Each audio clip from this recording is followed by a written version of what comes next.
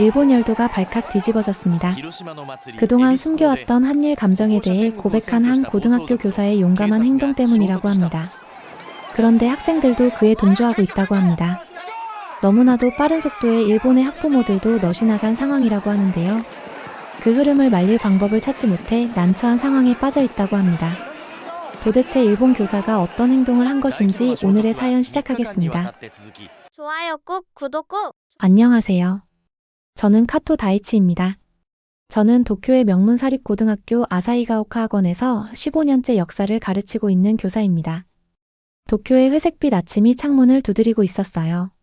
매일 아침 같은 시간에 일어나서 같은 옷을 입고 같은 길을 걸어 학교로 향하는 일상이 계속되고 있었습니다. 단정한 정장 차림으로 교무실에 들어서자 동료 교사들이 미소를 지으며 고개를 숙이고 있었어요. 저는 그들에게 간단히 인사하고 제자리로 향했습니다. 제 책상 위에는 오늘 수업 자료와 학교운영위원회 회의 안내문이 놓여 있었어요. 교감 선생님이 다가와서 말했습니다. 카토 선생님, 내일 학교운영위원회에서 3학년 수학여행지 결정해야 합니다. 저는 고개를 끄덕이며 알겠습니다 라고 대답했어요. 창문 너머로 벚꽃이 흩날리고 있었습니다. 매년 그렇듯 우리 학교 3학년 학생들은 오키나와로 수학여행을 가고 있었어요. 그곳에서 평화기념공원을 방문하고 일본의 아픈 역사를 배우는 것이 관례였습니다. 수업 시간에 저는 언제나처럼 교과서 내용을 충실히 설명하고 있었어요. 특히 근현대사를 다룰 때면 더욱 조심스러웠습니다. 학생들은 제 말을 열심히 받아 적고 있었지만 그들의 눈빛에서 진정한 관심을 찾기는 어려웠습니다. 그날 저녁 아파트로 돌아와 저녁 식사를 준비하고 있었어요. 텔레비전에서는 한국과 일본의 외교 갈등에 관한 뉴스가 나오고 있었습니다. 저는 평소보다 귀를 기울이며 들었어요. 식사를 마친 후 컴퓨터 앞에 앉아 일본과 한국의 역사적 관계에 대한 자료를 검색하기 시작했습니다. 화면에서 한 동영상이 제 시선을 사로잡고 있었어요. 한국의 젊은이들이 역사에 대해 이야기하는 모습이었습니다. 그들의 시각은 제가 가르쳐온 것과는 너무도 달랐어요. 마치 거울의 반대편에서 같은 사건을 보는 듯 했습니다. 진정한 화해는 서로의 아픔을 인정하는 데서 시작됩니다. 화면 속 대학생의 말이 제 귀에 맴돌고 있었어요. 그날 밤 저는 처음으로 다른 시각에서 역사를 바라보고 싶다는 생각을 하고 있었습니다. 다음날 학교운영위원회 회의실에 앉아 있었어요. 교장 미야모토 선생님, 학부모 대표 시마자키 요시히코 씨, 그리고 학생 대표 나카자와 에리코가 모여 있었습니다. 회의는 단조롭게 진행되고 있었어요. 오키나와 수학여행 일정과 예산 검토, 안전 대책 논의. 다른 의견 있으신가요? 교장 선생님이 물었습니다. 모든 사람들이 고개를 젓고 있었어요. 그때 제 심장이 빠르게 뛰기 시작했습니다. 손바닥에 땀이 배어나오고 있었어요. 숨을 깊게 들이마시고 말했습니다. 한 가지 제안이 있습니다. 모든 시선이 저에게 쏠리고 있었어요. 올해 수학여행지로 한국을 제안합니다. 회의실이 얼어붙었습니다. 시마자키 씨의 눈이 커지더니 이내 얼굴이 굳어지고 있었어요. 나카자와 에리코는 놀란 표정으로 저를 바라보고 있었습니다. 무슨 말씀이신지.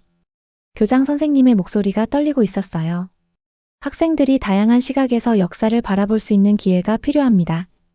서대문형무소 위안부 역사관. 우리가 가르치지 않는 역사의 이면을 직접 보고 느끼게 해주고 싶습니다. 제 말이 끝나자마자 시마자키 씨가 자리에서 벌떡 일어났습니다. 말도 안 됩니다. 우리 아이들을 적대국에 보내자는 겁니까? 반일 감정이 넘치는 곳에? 그건 오해입니다. 제가 조사한 바로는 한국 사람들은 일본인 관광객에게 상당히 친절합니다. 무엇보다 이것은 교육적 경험이 될 것입니다. 논쟁이 격해지고 있었어요. 그때 뜻밖의 목소리가 들려왔습니다. 저는 카토 선생님 의견에 찬성해요. 나카자와 에리코였습니다. 그녀의 용기 있는 발언에 회의장이 다시 술렁이고 있었어요. 우리도 한국 드라마나 케이팝에 관심이 많아요. 그런데 정작 이웃나라에 대해 아는 건 너무 적어요. 직접 가서 보고 느끼고 싶어요. 에리코의 말에 시마자키 씨는 더욱 강하게 반발하고 있었지만 결국 다수결로 한국 수학여행이 가결되었습니다. 짧은 승리의 기쁨도 잠시 회의가 끝난 후 교장실로 불려갔어요. 카토 선생 정말 감당할 수 있겠소? 무슨 일이 생기면 학교 전체가 비난받게 될 텐데. 책임지겠습니다. 학생들에게 진정한 역사 교육을 제공하는 것이 교사로서의 의무라고 생각합니다. 교장실을 나오며 깨달았습니다. 이제 돌이킬 수 없는 강을 건너고 있다는 것을. 저는 숨을 깊게 들이마시며 새로운 모험을 준비하고 있었습니다. 제 마음속에서는 두려움과 설렘이 함께 일어나고 있었어요. 하지만 이것이 옳은 일이라는 확신이 있었습니다. 수학여행 계획이 학교에 공개되자마자 큰 소동이 일어나고 있었어요. 복도를 지나갈 때마다 학부모들의 따가운 시선이 느껴지고 있었습니다. 휴대폰에는 항해 문자가 쏟아지고 있었고 인터넷 커뮤니티에는 저를 비난하는 글들이 올라오고 있었어요. 애국심 없는 교사, 아이들을 위험에 빠뜨리는 무책임한 결정이라는 댓글들이 가득했습니다. 그럼에도 저는 묵묵히 준비를 계속하고 있었어요. 서울의 호텔을 예약하고 방문할 역사 유적지를 정리하고 있었죠. 밤마다 한국어 공부를 하면서 한국 역사 자료들을 찾아보고 있었습니다. 그럴수록 제가 지금까지 가르쳐온 역사가 한쪽으로만 치우쳐 있었다는 사실을 깨닫고 있었어요. 준비 과정에서 가장 힘들었던 건 학생들의 동요였습니다. 시마자키 씨의 아들 켄타로는 공개적으로 여행에 가지 않겠다고 말하고 있었어요. 몇몇 학생들도 그의 뒤를 따르고 있었습니다.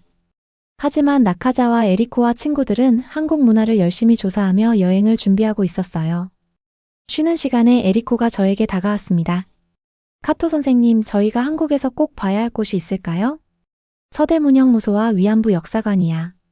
그곳에서 우리가 배우지 못한 역사의 일면을 볼 수 있을 거야. 그녀의 눈에 호기심이 반짝이고 있었어요. 그 순간 저는 이 여행이 옳은 결정이었다고 느끼고 있었습니다. 출발 일주일 전 더 큰 문제가 생겼어요. 시마자키 씨와 몇몇 학부모들이 교육청에 민원을 제기한 것입니다.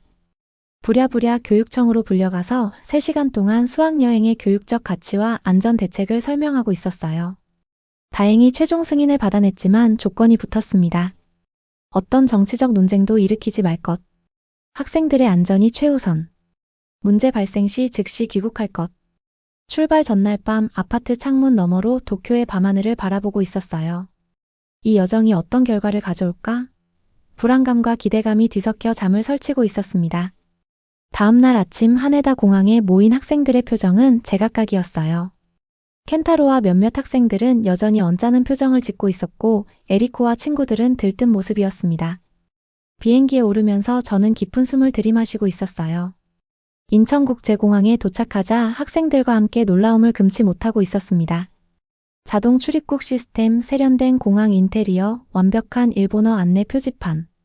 켄타로도 눈을 동그랗게 뜨고 주변을 둘러보고 있었어요. 선생님, 여기 정말 발전했네요. 켄타로가 놀란 목소리로 말했습니다. 서울로 향하는 버스 안에서 가이드 김미래 씨를 만났어요. 그녀는 일본어를 유창하게 말하고 있었고 밝은 미소로 우리를 맞이하고 있었습니다. 여러분 안녕하세요. 서울에 오신 것을 환영합니다. 저는 이번 여행 동안 여러분의 가이드를 맡게 된 김미래입니다. 그녀는 서울의 역사와 문화에 대해 열정적으로 설명하고 있었어요. 학생들은 처음에는 경계하는 모습이었지만 곧 그녀의 친절함에 마음을 열고 있었습니다. 첫 일정은 경복궁과 인사동 한복 체험이었어요. 학생들은 화려한 한복을 입고 사진을 찍으며 즐거워하고 있었습니다. 인사동 골목에서 우리는 한복 장인 윤서진 씨를 만났어요. 그는 한복의 아름다움에 대해 자세히 설명해주고 있었습니다. 한복의 곡선은 자연의 흐름을 담고 있습니다. 직선보다는 부드러운 곡선, 대립보다는 조화를 추구하지요. 저는 그의 말에 깊은 감명을 받고 있었어요. 제가 가르치던 딱딱한 역사 수업과는 달리 그의 설명은 살아있는 문화를 느끼게 하고 있었습니다. 저녁 식사 후 호텔 로비에서 김미래 씨와 이야기하고 있었어요. 내일 서대문형무소와 위안부 역사관을 방문할 예정인데 학생들에게 어떻게 설명하면 좋을까요? 그녀의 표정이 잠시 굳었다가 부드러워지고 있었어요. 카토 선생님, 솔직히 말씀드리자면 이런 장소를 일본 학생들과 방문하는 경우가 많지 않아요. 용기 있는 결정이셨네요. 사실 제가 가르쳐온 역사에 의문이 들기 시작했어요. 학생들에게 진실을 보여주고 싶었습니다. 김미래 씨는 잠시 생각에 잠겼다가 말하고 있었어요. 내일 서대문형무소에서 특별한 분을 만나보시는 건 어떨까요? 제 할아버지의 친구이신 박진우 선생님께서 그곳에서 자원봉사를 하세요. 독립운동가의 손자이신데 일본과의 화해를 위해 노력하시는 분이에요. 그렇게 우리는 새로운 조력자를 만날 약속을 잡고 있었습니다. 호텔 방으로 돌아오는 길에 창밖으로 보이는 서울의 밤 풍경이 낯설면서도 묘하게 친근하게 느껴지고 있었어요. 내일은 진정한 시험이 기다리고 있었습니다. 서대문형무소와 위안부 역사관에서 학생들과 함께 마주하게 될 역사적 진실이 저를 어떻게 변화시킬지 설렘과 두려움이 뒤섞인 채 잠자리에 들고 있었어요. 다음 날 아침 서대문형무소 역사관으로 향하는 버스 안은 이상하게 조용했어요. 학생들의 얼굴에는 호기심과 불안감이 교차하고 있었습니다. 저도 가슴이 무거웠어요. 오늘 마주할 역사적 진실이 어떤 충격을 줄지 예상할 수 없었거든요. 서대문형무소 입구에서 박진우 선생님을 만났습니다. 72세의 노신사였지만 그의 눈빛은 맑고 강했어요. 주름진 얼굴에서 세월의 무게가 느껴지고 있었습니다. 카토 선생님과 학생 여러분 반갑습니다. 오늘 여러분과 함께할 시간을 소중히 생각합니다. 그의 일본어는 유창했고 목소리에는 따뜻함이 깃들어 있었어요. 학생들을 향한 그의 미소에는 비난이나 적대감이 없었습니다. 박진우 선생님의 안내로 형무소 내부로 들어가고 있었어요. 좁고 어두운 감방, 고문 도구들, 독립운동가들의 사진과 기록들. 모든 것이 생생하게 그 시대의 고통을 전달하고 있었습니다. 학생들의 표정이 점점 어두워지고 있었어요. 이곳에서 많은 한국인들이 일제강점기 동안 고통받았습니다. 저의 할아버지도 이곳에 수감되셨지요. 박진우 선생님은 차분하게 설명을 이어가고 있었어요. 그가 꺼내 보여준 할아버지의 일기장과 편지는 저를 깊은 침묵 속으로 밀어넣었습니다. 일본어로 쓰인 신문 기록과 고문 명령서. 부정할 수 없는 증거였어요. 심장이 무겁게 내려앉고 있었습니다. 15년 동안 제가 가르쳐온 일제의 근대화 기여라는 관점이 흔들리고 있었어요. 제 앞에 펼쳐진 역사는 교과서에서 배운 것과 너무나 달랐습니다. 선생님. 나카자와 에리코가 떨리는 목소리로 물었어요. 이런 일들이 정말 있었던 거예요? 무슨 말을 해야 할지 몰랐습니다. 역사교사인 제가 대답할 수 없는 질문이었어요. 박진우 선생님이 부드럽게 말했습니다. 에리코 양, 과거는 바꿀 수 없어요. 하지만 우리가 그것을 어떻게 기억하고 어떻게 화해해 나갈지는 우리의 선택입니다. 그의 말에 깊은 위로를 받고 있었어요. 하지만 진정한 시련은 아직 남아 있었습니다. 오후 저희는 위안부 역사관을 찾았어요. 입구에 자리한 소녀상 앞에서 학생들은 침묵하고 있었습니다. 전시관 내부의 증언 영상과 자료들은 가슴을 저미는 아픔을 전하고 있었어요. 켄타로를 포함한 몇몇 학생들의 눈에 눈물이 맺히고 있었습니다. 저는 무력감을 느끼고 있었어요. 제가 알던 세계가 무너지는 듯 했습니다. 교사로서, 일본인으로서 어떤 태도를 취해야 할지 혼란스러웠어요. 그때 박진우 선생님이 제게 다가와 손을 내밀고 있었습니다. 카토 선생님, 옆 건물에 특별한 곳이 있습니다. 함께 가보시겠어요? 그가 안내한 곳은 작은 전시실이었어요. 그곳에는 한일 평화와 화해를 위한 공간이라는 제목이 걸려 있었습니다. 한국과 일본 시민들이 함께한 평화활동, 교류 프로그램, 화해를 위한 노력들이 기록되어 있었어요. 아픈 역사를 잊자는 것이 아닙니다. 정확히 기억하고 인정하고 그 위에서 새로운 미래를 만들어가는 것이 중요합니다. 박진우 선생님의 말이 제 마음을 두드리고 있었어요. 그의 손에 들린 작은 책자에는 진실과 화해라는 제목이 쓰여 있었습니다. 이것은 제가 쓴 작은 에세이입니다. 받아주세요. 호텔로 돌아가는 버스 안에서 학생들은 평소와 달리 조용했어요. 각자의 생각에 잠겨 있었습니다. 저도 마음속 깊은 곳에서 무언가가 변화하고 있음을 느끼고 있었어요. 그날 밤 저는 박진우 선생님의 에세이를 읽고 있었습니다. 그의 할아버지의 고통, 가족의 슬픔, 그리고 그럼에도 불구하고 미움보다는 이해와 화해를 선택한 이야기가 담겨 있었어요. 마지막 페이지에는 이런 글이 적혀 있었습니다. 진정한 용기는 과거의 잘못을 인정하고 미래를 위해 손을 내미는 것입니다. 창밖으로 서울의 밤하늘이 보이고 있었어요. 저는 깊은 생각에 잠겨 있었습니다. 그동안 제가 가르쳐온 역사가 얼마나 한쪽으로 치우쳐 있었는지 깨닫고 있었어요. 그리고 이제는 더 이상 그런 방식으로 가르칠 수 없다는 것도 알고 있었습니다. 다음 날 아침 학생들과 함께 아침 식사를 하고 있었어요. 테이블마다 조용한 대화가 오가고 있었습니다. 켄타로가 갑자기 제게 다가왔어요. 선생님, 어제 본 것들에 대해 더 알고 싶어요. 우리 교과서에는 왜 이런 내용이 없나요? 제가 대답하기 전에 에리코가 끼어들었습니다. 아마도 역사는 보는 관점에 따라 달라지기 때문일 거야. 그동안 우리는 한쪽 면만 보고 있었던 거지. 저는 그들의 성숙한 대화에 감동을 받고 있었어요. 어제의 경험이 이미 그들을 변화시키고 있었던 겁니다. 오늘은 한국 학생들과 교류 시간이 있을 거예요. 서로의 생각을 나누고 친구가 되어보면 어떨까요? 학생들의 눈빛이 반짝이고 있었습니다. 두려움과 경계심 대신 호기심과 기대감으로 가득 차 있었어요. 저는 이 여행이 옳은 결정이었다는 확신이 들고 있었습니다. 이제 진실을 마주하고 그것을 학생들과 나눌 용기가 필요했어요. 그리고 그 용기가 조금씩 자라고 있었습니다. 수학여행 마지막 날, 저는 학생들과 함께 남산 서울타워에 올라가고 있었어요. 엘리베이터가 위로 올라가는 동안 제 가슴도 함께 떨리고 있었습니다. 360도로 펼쳐진 서울의 전경이 눈앞에 나타났어요. 학생들은 창가로 달려가 탄성을 지르고 있었습니다. 여러분, 이곳에서 지난 3일간의 여정을 되돌아보는 시간을 가져볼까요? 잠시 아무도 말을 꺼내지 않고 있었어요. 모두 자신의 생각에 잠겨있는 듯 했습니다. 그때 나카자와 에리코가 손을 들었어요. 저는 우리가 배워온 역사가 불완전했다는 걸 알게 됐어요. 한국 사람들의 아픔을 전혀 몰랐고 알려고도 하지 않았던 것 같아요. 에리코의 목소리가 살짝 떨리고 있었습니다. 그녀의 솔직한 고백에 다른 학생들도 천천히 마음을 열기 시작했어요. 시마자키 켄타로가 입을 열었습니다. 처음에 가장 반대가 심했던 학생이었어요. 솔직히 처음에는 이 여행이 싫었어요. 하지만 서대문형무소에서 본 증거들, 그걸 부정할 수 없었어요. 우리가 배워온 역사가 한쪽으로 치우쳐 있었다는 게 충격이었습니다. 다른 학생들도 하나둘씩 자신의 생각을 나누기 시작하고 있었어요. 놀라움, 충격, 슬픔, 그리고 화해와 이해에 대한 희망까지. 그들의 목소리에서 성장의 흔적을 느낄 수 있었습니다. 제 차례가 되었을 때 목이 메고 있었어요. 저도 많은 것을 배웠습니다. 15년 동안 역사교사로 일하면서 한 번도 의심하지 않고 교과서대로만 가르쳐 왔어요. 그것이 얼마나 불완전했는지 이번 여행에서 깨달았습니다. 진정한 교육자는 다양한 시각을 보여주고 학생들이 스스로 판단할 수 있도록 도와야 한다고 생각합니다. 말을 마치자 예상치 못한 박수 소리가 들리고 있었어요. 학생들의 눈빛이 달라져 있었습니다.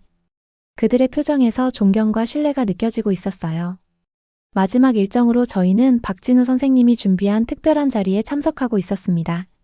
한일 청소년 평화대화라는 모임이었어요. 서울의 고등학생들과 우리 학생들이 함께 모여 역사와 미래에 대해 이야기하는 시간이었습니다. 처음에는 서로 어색하게 앉아 있었어요. 언어의 장벽도 있었고 서로에 대한 선입견도 있었습니다. 하지만 박진우 선생님의 따뜻한 진행으로 차츰 대화가 깊어지고 있었어요. 여러분들은 미래의 주인공입니다. 과거의 아픔을 기억하되 미래는 여러분이 함께 만들어가는 것입니다. 박진우 선생님의 말에 학생들이 고개를 끄덕이고 있었습니다. 켄타로가 용기를 내어 일본어로 질문했고 한국 학생들이 통역의 도움을 받아 대답하고 있었어요. 같은 또래의 청소년들이 진지하게 역사와 미래에 대해 대화를 나누는 모습이 감동적이었습니다. 우리는 미래를 함께 만들어갈 세대입니다. 과거의 아픔을 기억하되 미움이 아닌 이해와 화해로 나아가야 해요. 나카자와 에리코의 말에 한국 학생들이 박수를 보내고 있었어요. 그 순간 작은 희망이 제 가슴에 자리 잡고 있었습니다. 변화는 가능하다는 믿음이 생겼어요. 저녁에는 작별 파티가 열리고 있었습니다. 한국 학생들과 우리 학생들이 함께 음식을 나누고 서로의 문화를 소개하고 있었어요. 켄타로는 일본 전통 노래를 부르고 있었고 한국 학생들은 K-팝 댄스를 가르쳐주고 있었습니다. 언어는 달라도 웃음소리는 같았어요. 그날 저녁 저는 학생들의 허락을 받아 소셜미디어에 우리의 여정을 기록한 사진과 짧은 글을 올리고 있었습니다. 위안부 소녀상 앞에서 묵념하는 학생들의 모습, 서대문형무소에서 한국 학생들과 대화하는 장면, 그리고 제가 쓴 짧은 소감이었어요. 역사는 한 가지 시각으로만 볼 수 없습니다. 진정한 화해는 서로의 아픔을 인정하는 데서 시작됩니다.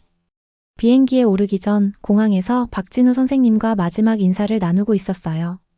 카토 선생님, 이번 여행이 끝이 아니라 새로운 시작이 되길 바랍니다. 그의 손을 굳게 잡으며 약속했습니다. 네, 반드시 이 경험을 학생들과 나누겠습니다. 진실을 외면하지 않겠습니다. 귀국 비행기 안에서 저는 깊은 생각에 잠겨 있었어요. 창밖으로 구름이 흘러가고 있었습니다. 제 삶이 이제 돌이킬 수 없이 변했다는 것을 알고 있었어요. 그리고 그 변화를 두려워하지 않기로 했습니다. 학생들은 대부분 잠들어 있었지만 에리코는 제 옆자리에서 일기를 쓰고 있었어요. 그녀의 진지한 표정을 보며 미래에 대한 희망이 솟아오르고 있었습니다. 이 아이들이 더 나은 세상을 만들어갈 거라는 믿음이 생기고 있었어요. 비행기가 하네다 공항에 착륙하고 있었습니다.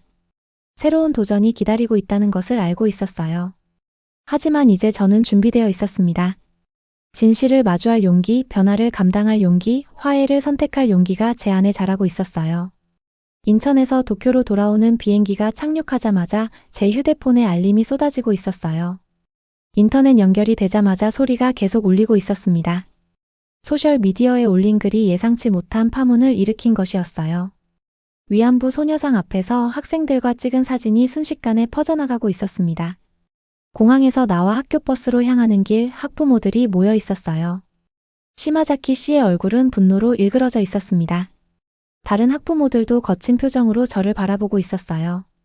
아이들에게 반일 사상을 심어주는 것이 교육인가요? 애국심도 없는 사람이 우리 아이들을 가르치다니. 그들의 외침이 귓가에 울리고 있었습니다. 저는 학생들을 버스에 태우고 빠르게 학교로 향했어요. 마음은 무거웠지만 제가 한 일이 옳다는 확신도 있었습니다.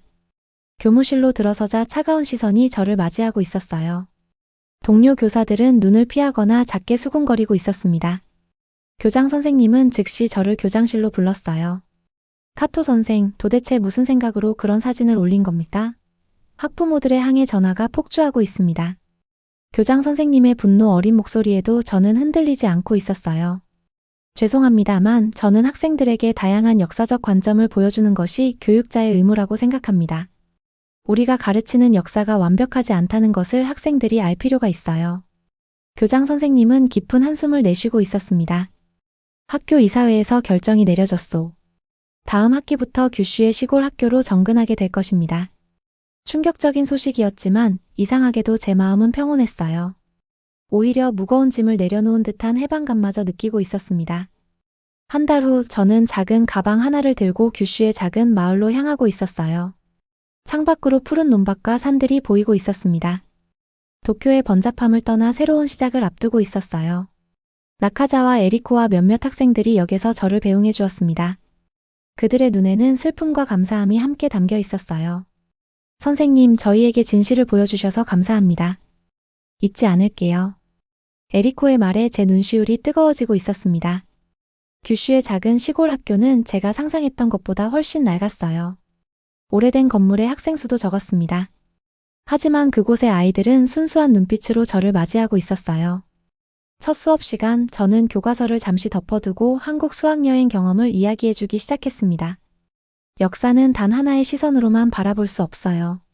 다양한 관점에서 보면 보이지 않던 진실이 드러나기도 합니다. 학생들은 반짝이는 눈으로 제 이야기를 듣고 있었어요.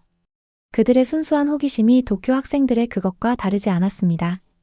선생님, 저희도 한국에 가볼 수 있을까요? 한 학생의 질문에 저는 미소 짓고 있었어요. 그 순간 깨달았습니다. 제가 있는 곳이 어디든 진실을 전하는 교사로서의 사명은 변하지 않는다는 것을요. 저녁 작은 숙소로 돌아와 컴퓨터를 켜고 있었어요. 도쿄의 제자들로부터 이메일이 도착해 있었습니다. 그들은 온라인 진실 역사 연구회를 만들었다고 했어요. 매주 화상회의로 한국과 일본의 역사에 대해 토론하고 있다는 내용이었습니다. 선생님, 저희가 한국 학생들과 온라인으로 교류하기 시작했어요. 박진우 할아버지께서도 가끔 참여하세요. 제 눈에 눈물이 고이고 있었어요. 비록 도쿄를 떠났지만 제가 심은 작은 씨앗이 자라고 있었습니다. 그날부터 저는 시골 학생들과 도쿄 제자들을 온라인으로 연결해주기 시작했어요. 매주 화요일 밤 저희는 함께 역사에 대해 이야기하고 있었습니다. 차츰 다른 학교 교사들과 학생들도 참여하기 시작했어요. 6개월 후 저는 뜻밖의 초대를 받았습니다. 서울대학교에서 열리는 한일 역사 교육 심포지엄의 연사로 초청받은 것이었어요. 처음에는 망설이고 있었지만 용기를 내어 수락했습니다. 강단에 올라 청중들 앞에 서자 가슴이 두근거리고 있었어요. 그곳에는 한국과 일본의 교육자들, 학생들, 그리고 놀랍게도 박진우 선생님과 몇몇 제자들도 있었습니다. 저는 과거 일본 사관만을 가르쳤습니다. 하지만 한국을 방문하고 진실을 마주하며 변화했습니다. 진정한 화해는 서로의 아픔을 인정하는 데서 시작됩니다. 제 고백이 끝나자 묵직한 침묵이 흐르고 있었어요. 그리고 뜨거운 박수가 터져 나왔습니다. 나카자와 에리코와 켄타로는 일본어와 한국어로 번갈아 통역하며 양국 교류 프로그램을 제안하고 있었어요. 심포지엄 후 도쿄 교육부 차관의 연락을 받았습니다. 새 역사 교육 지침 개발 위원회에 참여해 달라는 요청이었어요. 그제야 깨달았습니다. 작은 시골 학교에서 시작한 변화가 전국으로 번져가고 있다는 것을요. 어느 밤 규슈 하늘 아래 별빛을 보며 다짐하고 있었습니다. 진실을 마주하는 용기, 변화를 감당하는 용기, 화해를 선택하는 용기를 잃지 않겠다고요. 시골 학교는 더 이상 고립된 학교가 아니었어요. 한일 화해의 등불이 되어 있었습니다.